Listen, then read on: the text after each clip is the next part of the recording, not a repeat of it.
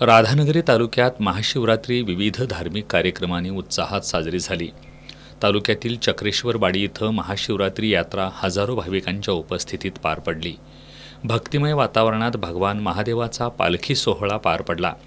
दुपारी 12 वाजता श्रींची पालखी मंदिरातून मुख्य अधिष्ठान असलेल्या चक्रेश्वर डोंगराकडे पारंपरिक ढोल ताशांच्या गजरात रवाना झाली। शिवलिंगाचं दर्शन घेण्यासाठी दिवसभर भाविकांचा ओघ सुरूच होता। हर हर महादेवाच्या गजरानं परिसर दुमदुमून गेला होता। मंदिरात भाविकांसाठी योग्य त्या सुविधा उपलब्ध करून देण्यात आल्या होत्या। मात्र राज्य परिवहन महामंडळाकडून जादा गाड्यांची व्यवस्था न झाल्यामुळे भाविकांना खाजगी वाहनांचा आधार घ्यावा लागला।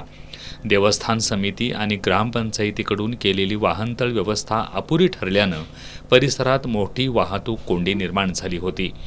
काही मिनिटांच्या प्रवासासाठी 1 तास वाया गेल्यानं भाविकांमधून नाराजीचा सूर उमटल्याचं पाहायला मिळालं।